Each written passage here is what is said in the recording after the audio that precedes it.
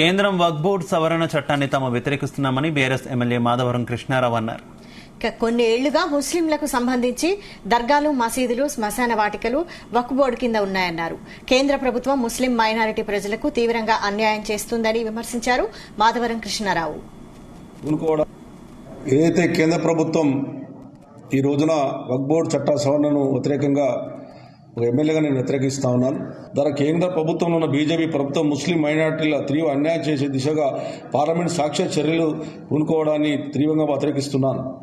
British కాలం నుంచి అమల్లో ఉన్నటువంటి వక్ఫ్ బోర్డు చట్టాన్ని యథావిధంగా కొనసాగించాలని ముస్లిం మత సంస్థల పిలుపు మేరకు వారికి సంపూర్ణ మద్దతు తెలుపుతున్నాను.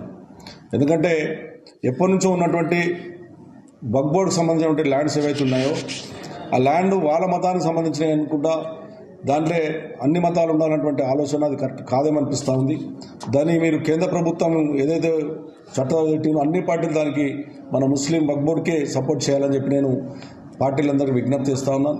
రాష్ట్రాన్ని, దేశాన్ని మంచి సస్యామలుగా ఉండే విధంగా, అభివృద్ధి జరిగే విధంగా